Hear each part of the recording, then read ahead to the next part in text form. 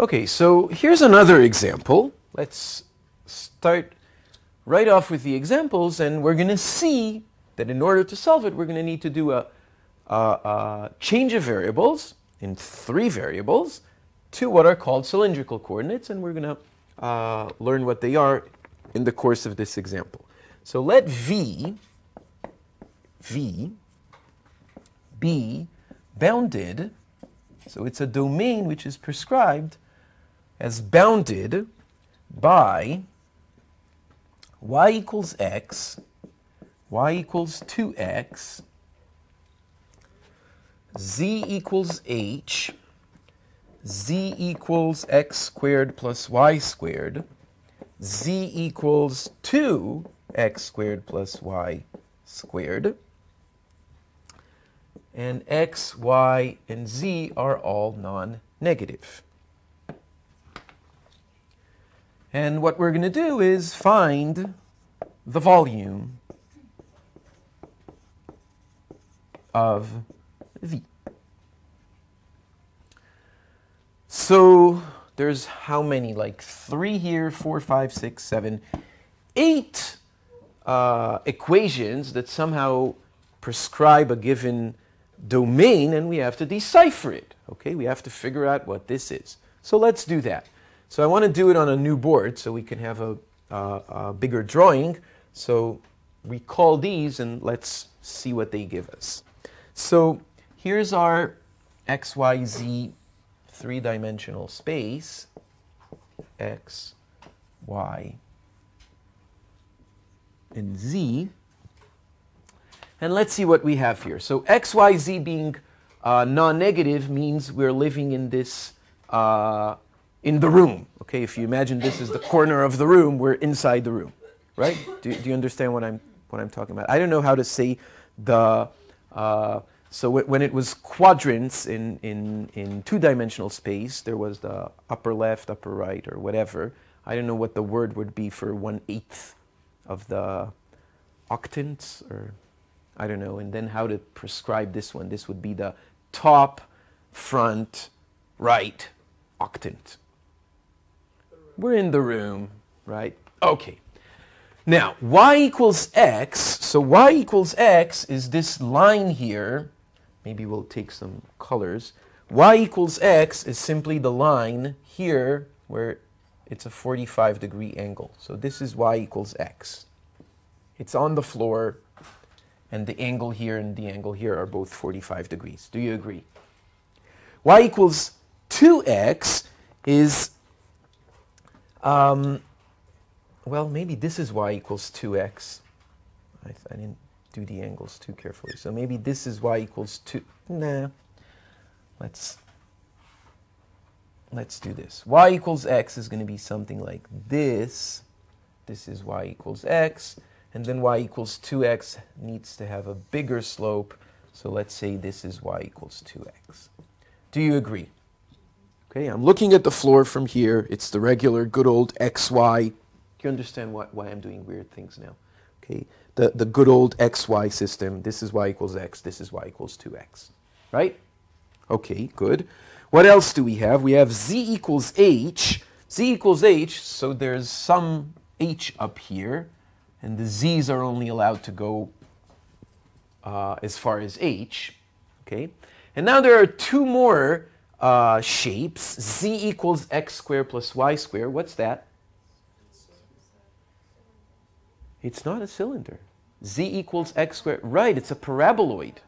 Okay, z equals x squared plus y squared is a paraboloid whose vertex is at the origin. So it's going to look something like this.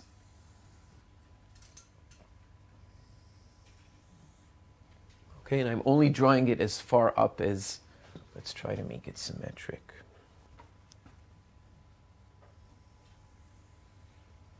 Okay, so this is z equals x squared plus y squared. And it's, of course, 3-dimensional, right? You can add one more here for... Okay, do you agree that this is this paraboloid? And what's z equals 2 x squared plus y squared? Right, it's again a paraboloid, but at every point xy, it has double the value, right? So if this was the original paraboloid here in blue, the z equals 2 times that is just going to be exactly. Good. Okay? We're in aerobics class. Okay. Good, everybody? So it's going to look something like, let's say, this.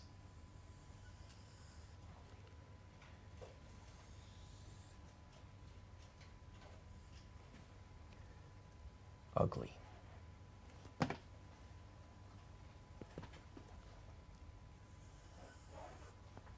Still ugly.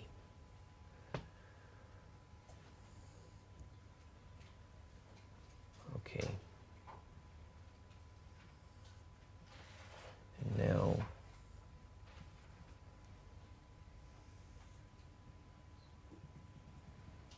well, in fact, since we sliced it. Okay. Good? And now what's our domain? So our okay, so this red one is z equals 2 x squared plus y squared. So now we drew all the different bounds of our domain, but what is the domain itself? So remember, y equals x, we just drew the line y equals x in the xy plane, but in fact y equals x is a plane, right? It's this wall here going up for every z. Do you agree? Okay. So what you should picture is the domain only in the room, only in this front right top octant, between these two paraboloids. So there's an outer paraboloid and an inner paraboloid, and it lies in between. And then it's only the part that lies between these two planes. So you should imagine something like, let's say this is the line that goes above y equals x, and this is the line that goes above y equals 2x. And what you should imagine is this, maybe let's draw it with the appropriate colors, this slice here.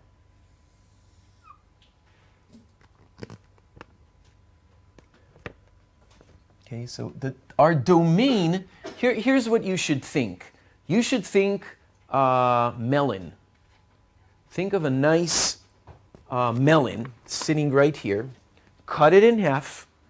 Inside here is the stuff you don't eat, right? The seeds. Can you picture a melon? And you're actually taking a slice of the melon, this slice. Maybe we can draw it separately. Something like, here's the two paraboloids, and we're just looking at this. Well, it's not a slice, it's kind of a half slice.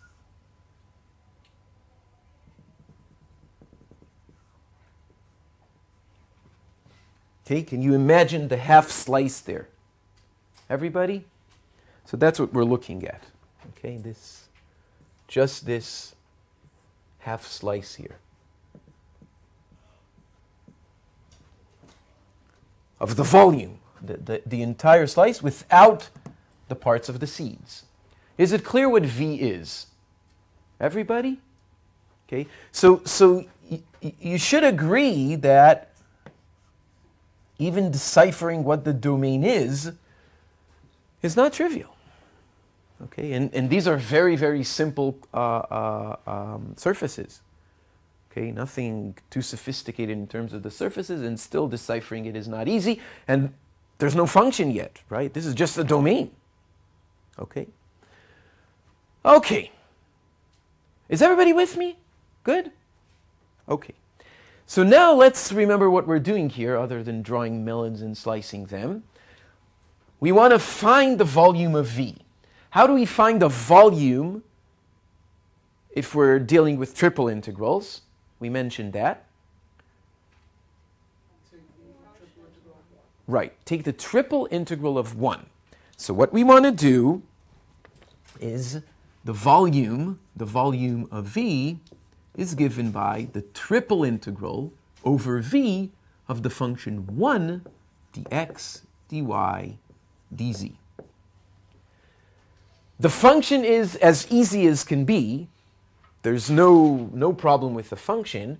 But in order to solve the integral, I have to write it as iterated integrals. And for that, I have to express the domain as a simple domain. And looking back here, I can see that the domain is not that easy to express. Okay? Where would x, y, and z be bounded between? Well, it probably can be done. It just takes some thought. Okay, so the z's are bounded between 0 and h. That's pretty clear, right? But then how would you write the x's and the y's? And it can be done. It's a bit more work. Okay, but there's another way to deal with this specific example, and that's to say, hey, this domain has an obvious symmetry to it. It's symmetric in the sense that if I look from here or look from here, I'm talking about the entire picture, not just the slice. If I look from here, or I look from here, or I look from here, or I look from the back, I see the same picture. Do you agree? It's kind of like the symmetry of a circle, except there's this circle at every z, right? So looking from here, from here, from here, from here gives you the same exact picture. Do you see that? So the symmetry is cylindrical, okay? And what we want to do is transfer from the xyz coordinates to new coordinates, which are going to be cylindrical coordinates, and here's what they are. So remember that in polar coordinates, we had x equals r cosine theta, and y was r sine theta. And there was no z, because it was just in two-dimensional space, right? So now our new coordinates are going to be x equals, sometimes we use r, sometimes it's common to use rho. Rho is the Greek r. I'm going to use rho now. So x is going to be rho cosine theta. Y is going to be rho sine theta. And z is just going to be z. I'm doing nothing in the z coordinate. Okay? So what I'm doing is doing circular coordinates, polar coordinates, and just smearing them on the z-axis. Can you imagine that? Okay? Just doing polar coordinates and smearing it all over the z-axis. Do you see that that's what I'm doing? Okay? So this is these are called cylindrical coordinates. And working with them is very similar to working with polar coordinates. The rho ranges between 0, rho is greater than or equal to 0 and can go up as far as you want, right? It measures the distance from the origin in every given z. And theta goes between 0 and 2 pi and measures the angle to the positive x-axis, just like in polar coordinates. Good? Everybody? Okay, so what we want to do now is figure out what our domain V, that slice of the melon, what is that going to be in these new coordinates? And hopefully it's going to be something very simple for which the integral is going to be very easy to calculate. Okay, so let's see that. So what is our domain bounded by? So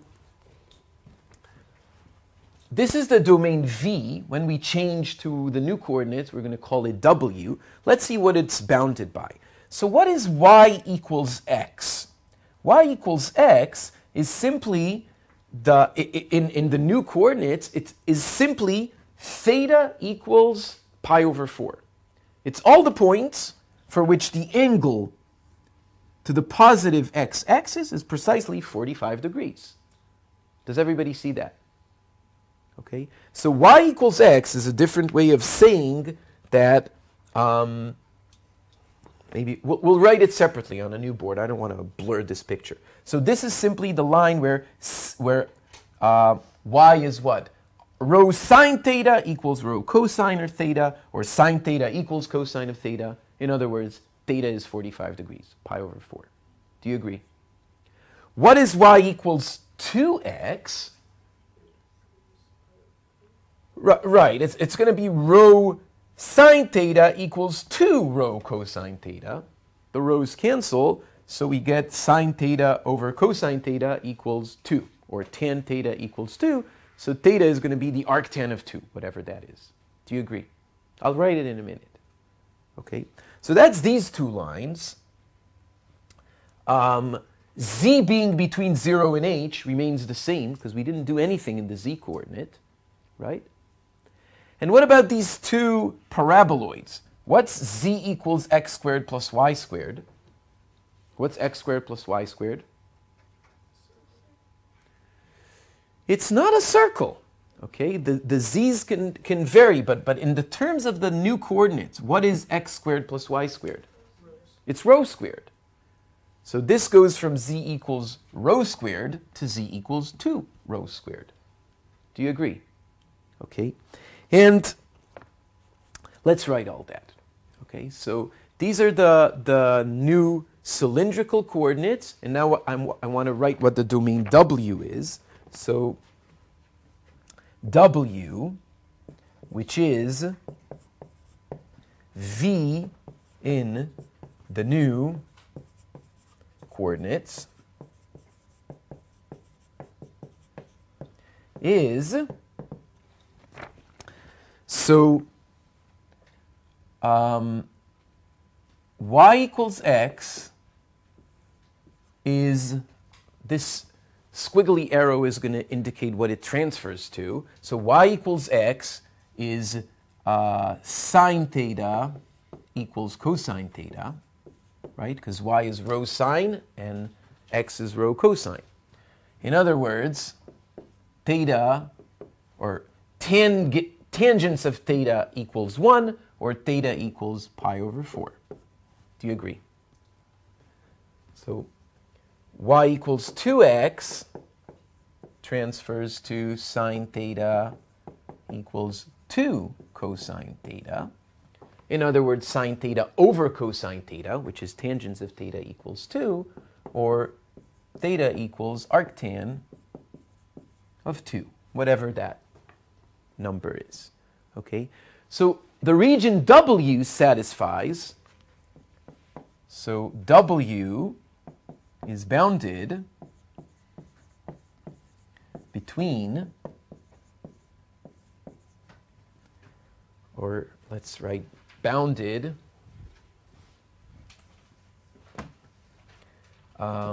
its thetas have to be between pi over 4 and arctan of 2.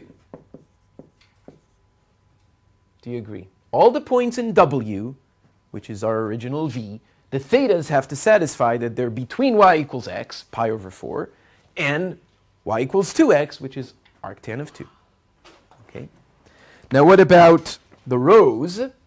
So z equals x squared plus y squared. In the new coordinates, z is still z, but x squared plus y squared is rho squared. And that means that rho equals the root of z. Do you agree to this? And likewise, the other paraboloid, which is the inner bound, 2x squared plus y squared, is going to transfer to z equals 2 rho squared, which is saying that rho equals the root of z over 2. And from these I can say that the rho coordinate, W, is bounded by rho between the root of z over 2 and the root of z.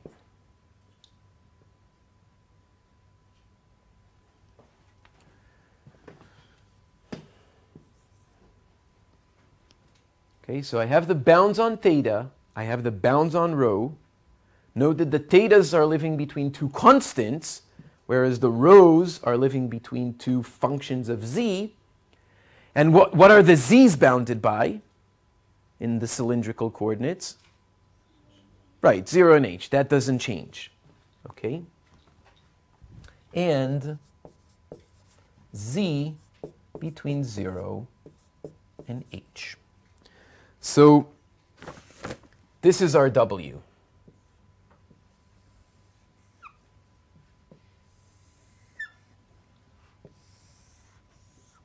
The points in the domain W in the new coordinates satisfy these three restrictions on the new coordinates, theta, rho, and z. Does everybody agree? Good? So now we want to do change of variables. The function is not going to change drastically because it's just the function 1, but the domain is going to be, theta is going to go from pi over 4 to arctan of 2, rho is going to go from the root of z over 2 to the root of z, and z is going to go from 0 to h. Let's write that. Let's go back to this board. So here's our change of variables. We're going to get the integral. What's the only thing I have to make sure? So the z's are bounded between two constants, 0 and h. The thetas are bounded between two constants, pi over 4 and arctan of 2. The only thing I have to pay attention to is that the rho's are bounded between two functions of z. Do you see that? So the integral d rho has to sit inside the integral dz. That's the only thing I have to care about. So I'm going to get, let's put the integral dz outside from 0 to h. This is the dz integral of, and then let's put the integral of theta. Theta equals pi over 4 to theta equals arctan of 2 d theta of the integral rho equals root of z over 2 to rho equals root of z d rho, and then I need the function. What's the function?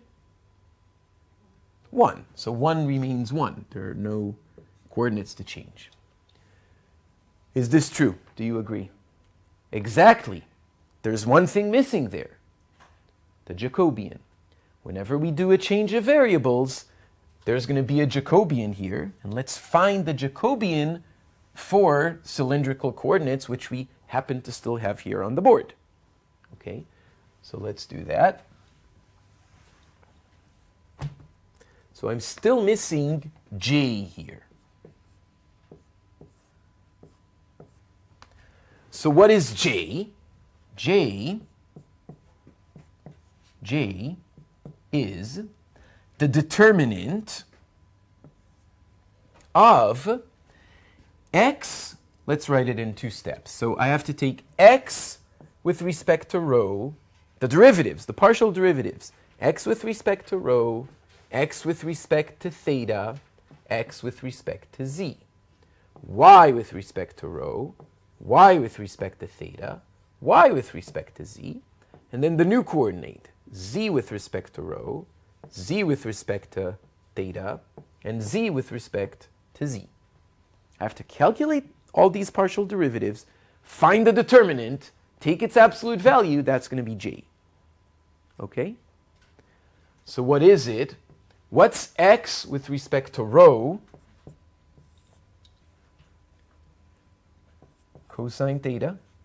Right, everybody? X with respect to theta is minus rho sine theta. And x with respect to z? 0. Y with respect to rho sine theta. Y with respect to theta, rho cosine theta. Y with respect to z, 0. Z with respect to rho, 0.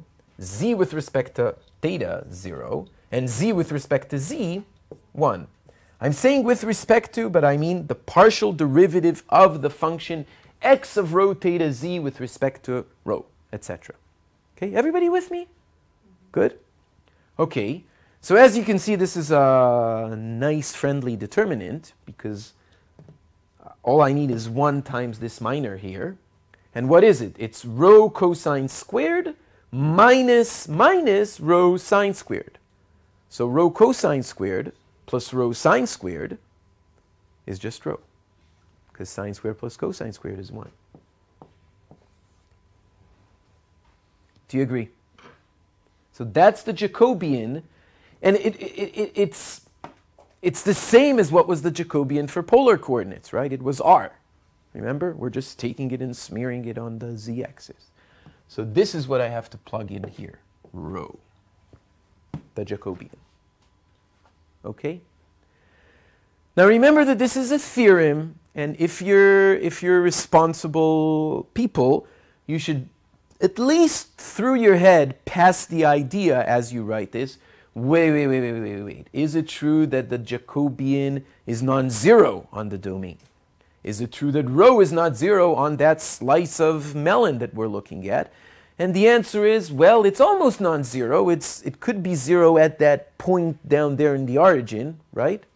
But we don't care about a single point. Remember, the theorem said, there was a little remark at the end of the theorem, the Jacobian can be 0 as long as you're on a one dimension lower. So it could be 0 at a point, or at a bunch of points, or at a finite bunch of points, or even on a curve, or even on a surface, a two-dimensional surface, in a three-dimensional space. Okay, so a two-dimensional surface cannot affect the integral of three snakes. Okay, it doesn't have volume. Okay, did you follow these intuitions? Okay, none of this was very accurate. These things can be said accurately, but it suffices for us. Is it clear that this is what we have to calculate? Everybody? Okay, now it looks like I'm spending 4 boards here and working hard, and it's taking time, and you're probably thinking, whoa, but this is in fact a very easy example. It's straightforward. Trust me, in a week from today, you're going to be doing examples like this very, very easily. Okay, it just takes a bit of practice, and I'm saying a lot, but it's so standard that, I mean, you won't be calculating the Jacobian again, because it's standard. The Jacobian for cylindrical coordinates is rho. You remember it. Okay? And the domain is so cylindrical that you're going to transfer it without thinking too much. And you're going to get to this point in, let's say, it's going to take you 3 minutes to draw the domain, and then another 2 to get to this. And then you need to solve it. Okay? Let's solve it. Ready? Sleeves up. Let's solve it. Any questions about the Jacobian for cylindrical coordinates? Because I want to erase this. Okay. Let's solve this integral. And remember, the important thing is to work your way from the inside out. So let's do it. I'm going to speed up a bit, because if you want, you can watch it in slow motion. Okay, so from z equals 0 to z equals h of, from theta equals pi over 4 to theta equals arctan of 2, and then I have the integral of rho, which is rho squared over 2, evaluated between rho equals root of z over 2 and rho equals root of z, and all of this d theta dz. Okay? So when I plug in rho equals root z squared is just z, so I get z over 2. So let's write it. The integral from z equals 0 to z equals h of the integral from theta equals pi over 4 to theta equals arctan of 2. When I plug in the root z, I get z over 2. When I plug in the root of z over 2 squared, I get z over 2 over 2. I get z over 4, and the minus is because it's the lower bound of the integral. D theta dz. At this point, there should be no rows left. No rows. No rows. Good. Okay? There could be z's left. And now you can see why it's critical that the integral dz is still waiting for us to deal with. Okay? Because after solving this, there are still going to be z's. Right? So if for some reason you put the integral dz inside and solve that one first, you're going to get complete nonsense here. Good? Okay, let's solve this. This is 1/2 minus 1/4, which is just 1/4. I can pull it out, and then all I'm left with is z. So I have the integral from z equals 0 to z equals h. Let's pull out the 1/4. And then I have z, which I can pull out of the theta integral. And then I have the integral of 1 d theta. So I just have arctan of 2 minus pi over 4. And all of this dz. Did you follow this? I just solved the d theta integral in my head. Was that good? Did everybody follow? Let me say it again. The 1/4 is this. I pulled it all the way out of the snakes. It's a constant. I have z left. Here's z. I didn't touch it. Okay? But I can do now the integral d theta, and for the integral d theta, z is a constant. So I pulled it out of the integral d theta. Can't pull it out of the integral dz. It's still there. Okay? And now the integral d theta, there's just the function 1 here. Its antiderivative is the function theta. When I plug in arctan of 2, I get arctan of 2, minus when I plug in pi over 4, I get pi over 4. Good? Everybody now? Okay. And now I have the integral dz. So I get 1/4 arctan of 2 minus pi over 4 times the antiderivative of this is z squared over 2 evaluated between z equals 0 and z equals h. So it's just this h squared over 2. So all in all, I get h squared over 2 times 4 over 8 times whatever this is, arctan of 2 minus pi over 4. That's it. That's the volume of that half slice of melon. Better be a good sweet melon. Questions?